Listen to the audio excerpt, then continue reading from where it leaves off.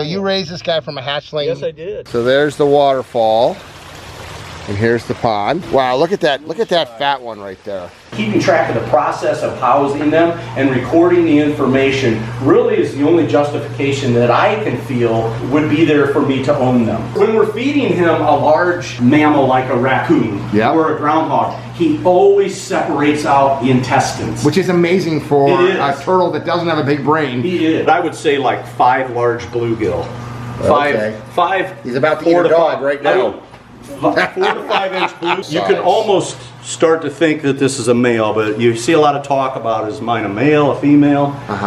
You can't tell until you can probe them. These were hatchlings, huh? That's right. So this is just going to become a toad pond. Yep. What about frogs? Are frogs invited? No. Dig up even right around here will be wetland filtration. 35 years of obsessions really makes life worth walking. I mean, you only take this walk once. You should have fun. And if this is your passion, then embrace it.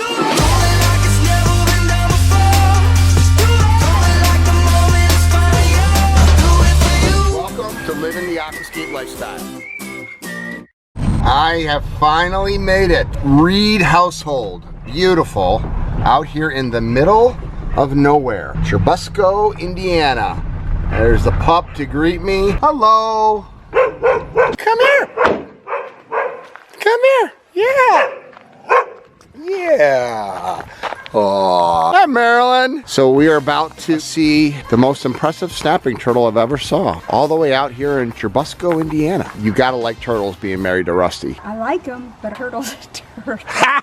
You can see why she gets along with her husband. So there is the largest snapping turtle that I've ever held, and there's a story behind that I'm gonna let Rusty tell. But I was driving down and he got me a gift. Oh, there it is, right there.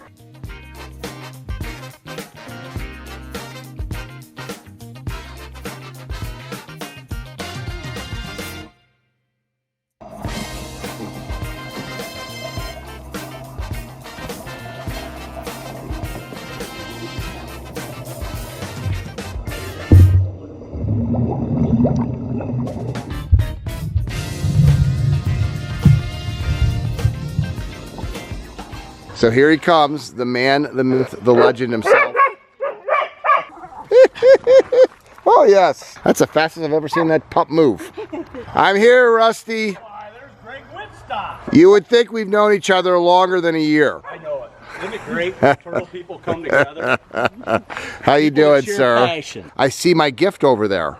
Yeah, there it is. Okay, so I'm Greg Wittstock, the pond guy. This is my channel, Greg Wittstock, the pond guy. But about a year ago, we met when I bought Crunch's old tank. Yep, the traveling aquarium. This man spent, what, 10 years of your life? 10 years. Traveling with a 165-pound alligator snapping turtle named Crunch. And when you retired him, you sold his tank, and that is where Woody, the famous alligator snapping turtle at Aquascape that's an ambassador for a species, lives. And I'm glad we could move it on to somebody that was worthy of it. Oh my God, that's beautiful. Isn't that nice? That came out good. Wow. ForgedFirePits.com. We make these. I love it. Oh my gosh. That's gonna be put to good use. Yep, that'll look good sitting by a pond somewhere. So that's laser cut? Yes, it is. That's one of the fastest production lasers made currently. Wow, you have to stay on top of the cutting edge in the laser world. That is really nice. Yep. You've worked there for like 30 years or something, right? 36 years. 36 years. And this is just kind of a little side thing that we do. I appreciate that, buddy. Yep. The last time I saw you two was a couple weeks ago at Garden State Tortoise. I had a ball out there too, meeting other turtle people, and just I'm really glad we were invited to attend that. How would you describe an Aquascape Build-A-Pond day? It was a good day. Yeah? It was a good time. All those people, all those bodies coming together. They were a focused group too. That was a lot of sure-footed movement. Certified Aquascape contractors, poetry in motion. Okay, the reason I'm here, besides to pick up that wonderful gift, is to see not only the pond that you built 30 years ago, but also designing what you're thinking about for your next pond. We have 2 major ideas that we're cooking up right now. There's some leftovers from the tree. Nice. That it was a big rotten spot. Look at that. Yes. Leaning over the house. Yes. Leaning So over the house. cut So the tree Marilyn down. got nervous, stuck a coat hanger in it. It went clear to the back, and she wanted the tree down. So he cut the tree down. We put the gazebo up. We excavated the ground. We put 12 inches of rock in. We put a patio in. The multi-use pond will go in this whole area. Okay. So I'm going to dig up, even right around here will be wetland filtration. Oh, she loves that too. And then the deep hole, well, actually this will be shallow. Down through here, clear over to the driveway. I might build a retaining So a big size pond to grade it out a little bit. Yeah, lift it up over on this side a little bit to make it level with the I might patio. build a retaining wall to take it right up to the driveway. Then it'll come as close as I can get with this tree before I start disturbing too many roots. Deep end will be here. That'll be for the getting wet and the swimming, and then we'll move the koi from our old koi pond, which is a failed filtration system, and go with an upland. So are you just going to take out the old pond? I'm going to leave it. Marilyn's going to raise toads. She has a toad rearing project she wants to launch into. I see why you guys get along. She thought of the toads. What do you mean toad rearing? There's just a place for toads.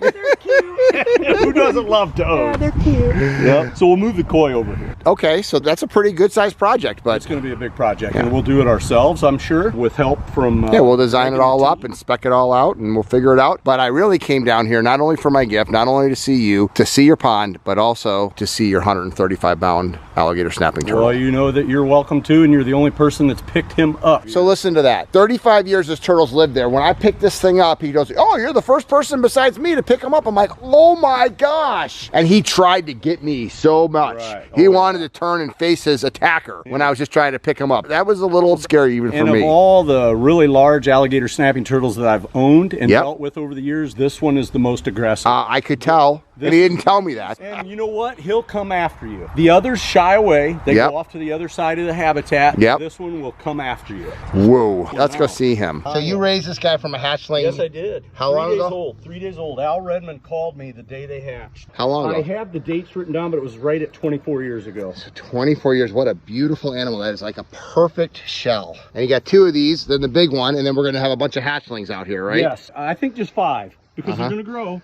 Yeah. And they're going to need more. I went down. Anthony Hobb invited me down to his recently inherited South Arkansas turtle farm, and I helped him dig eggs. So it was a really gratifying time for me. I mean, that digging alligator snapping turtle eggs is like a high point in my life. And he ended up putting up 4,000 alligator snapping turtle eggs to hatch, and they've been doing this for 50 years. Wow. So to watch him inherit the business and incorporate old school wisdom that's been gathered over a 55-year period, and then put modern technology into a new egg hatching and incubation building, state-of-the-art equipment, just blew me away.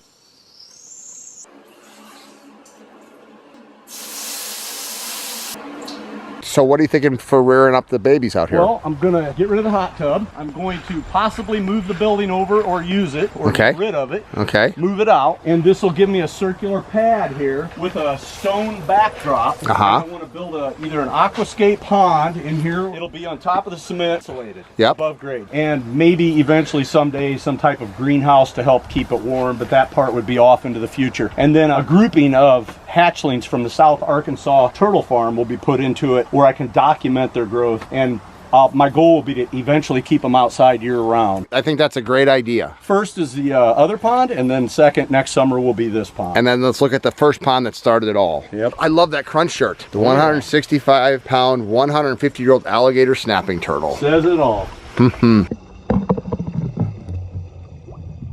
So this is our koi pond. It was And these fish are big. You have some big fish in here. You know what? I mean, it's working. You've had it for 30 years, you said, huh? yeah, well, we do a lot of work to keep it clean, though. The filtration system is failed, and keeping the water clean is a lot of labor on our part. So this is just going to become a toad pond. What about frogs? Are frogs invited?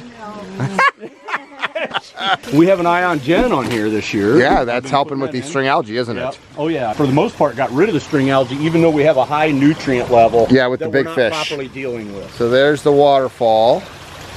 And here's the pond. Wow, look at that. Look at that fat one right there. Maybe has a tumor in it. Yeah, that one's not healthy. There's about 3 or 4 in there that Have tumors. waiting to get them out. This is the housing facility that you've got kind of dialed in over the years, huh? Yep, I have some cypress knees I brought home from Arkansas when I was Nice. down at the South Arkansas Turtle Farm. 35 years I've been puttering on this room, dialing it in. room. I like a lot of air circulation. Wow. I like healthy air for the turtles, and I like to circulate the air a lot. Now, how long have you had this guy? I've had him 34 years. 34 years. 34 years, right. How much has he He's grown had in a couple that? of different places over the years on the farm here that I've set up and torn down and moved. And I would say that he's only gained very little, like a couple of pounds. That's it. So he was pretty big when you got him. I feed him on a real regular schedule. I go through hibernations to try to, not grow them too fast. Sure. I have some 24-year-olds over here that I've had since the day they hatched. Oh yeah, let's see these guys. These were hatchlings, huh? That's right. Every 10th of every gram of anything that ever went into them is written down. This guy is a scientist, that is for sure. You keep them divided, huh? Yeah, I do. A lot of people This is Kenny Crumb? This is Kenny Crumb. Yep. You gotta have a name, right? These guys I've had since the day they hatched, Which or was 3 how long days ago? after they hatched. 24 years ago. Wow. You can almost start to think that this is a male, but you see a lot of talk about, is mine a male, a female? You can't tell until you can probe them. Right. And these are almost getting big enough that you might be able to, but there's no point in it right now. So I would wait another 5 pounds. And they're about the same size, like both of them, huh? They are. The females are definitely bigger. You can see the worm I in did there. keep them together for about, I'd say 15 years, but during feedings they become aggressive towards their food and they get hurt by accident. So how much is these turtles eat in the middle of the summer when it's the hottest? When it's hot right now and I'm keeping it at like 81 to 82 degrees, they might eat 4 of those. But I mix it up and I'll feed them clams, catfish, bluegill. And it's just a beautiful shell. It is. This is a neat size. These are a neat size. So 34 years old? So I mean, 34 years you've owned him. 34 years ago I purchased him. The guy before me had him for 10 years. He hasn't grown in that time. So it's everyone's best estimate. How old are these things? The only thing you can do is base that on what's considered to be normal growth rates, which is one of the reasons I hibernate and try to match the South's temperatures as much as possible and not overfeed them. I'm not trying to get a 100-pound turtle overnight. I want to see how long under natural conditions would that possibly take, because until you've had one from captivity, from a hatchling to a 150-pound turtle, you really don't know how long that takes. And you told me you would feed him like whole raccoons and stuff? Well, and you can possums? there's he loves groundhogs. I try not to feed too many mammals that wouldn't be natural to their diet. If I do a groundhog or something like that, I'll follow up with 3 feedings of fish. And clams and crawdads and things that are natural. Now you have to know that in the wild they're going to get nutria, which is what we call muskrats. It's a different animal, but it's similar to a muskrat. So in the wild down south they're going to be feeding on some mammals that swim around out in the water. But it's not going to be a staple of their life. So this one is the brother to Crunch. But probably no genetic relative. Right. But they grew up in the same. They grew up in the same area. They did. And over the years I've set up different habitats. That koi pond that we looked at earlier originally was for female alligator snapping turtles. Keeping track of the process of housing them and recording the information really is the only justification that I can feel would be there for me to own them. When we're feeding him a large mammal like a raccoon or a groundhog, he always separates out the intestines. Which is amazing for a turtle that doesn't have a big brain. He says he doesn't want to eat intestines. This tank is asset TT1. It's all documented according to each asset. So wait, what's in here? There's a young alligator snapping turtle in here. Somewhere. Yeah, I put him in here. So you got all the tannins in here. Tannins. How old's this little guy? He's 2, but I only had him for less than a year. But he's growing out in here. Right. Is he doubled in size since you got him? He's not doubled in size. He's grown some. 35 years of obsessions and meeting other people that have that obsession. And finding these people that have this equal obsession with the unique really makes life worth walking. I mean, you only take this walk once. You should have fun. And if this is your passion, then embrace it. Cultivate your eccentricities, Greg. I have no problem with that. I don't think see how we get along, and the poor women in our lives. Oh, she tolerates it. Well, guys, thank you for my fireplace. I love it. Very unique, and this is going to be very cool. You want to build this together, the 2 of you, huh? We do. It's the most efficient way for us to get it, and it's the most efficient way for us to get it exactly like we want it. Okay, so how about this? How about I come back and we build that together, the turtle area, and we do a build-a-pond day, and all you do is pay for the materials, build that with all the labor. Yes. It's good to have friends. And for you, I'll get a hug. High five, my buddies. Thank you. That'll be next spring we'll do that. Okay. So we'll organize a Build-A-Pond Day, regional Build-A-Pond Day to build the Reed family pond and the new hatchery for the alligator snapping turtle babies. All right. In Turtle Town, USA, Churubusco, Indiana. And we will be back here at Turtle Town, USA, building an aquascape ecosystem pond for you guys. Oh man, thank you. Craig. That'll be my pleasure. That's a good deal. A fire pit for that. Yeah, you're in. I'll trade. All right, so we're going to invite Coyote Peterson of Brave Wilderness down here. We like him. He loves turtles. Snapping turtles are what really got him into this stuff. So we're going to invite him down here with us, and this is going to be a regional Aquascape Build-A-Pond Day for certified aquascape contractors. If you're interested in being at Rusty's house and working with these turtles, become a certified aquascape contractor and you'll get invited to things like this. Check out the link below. This is why I love to say, I love my job.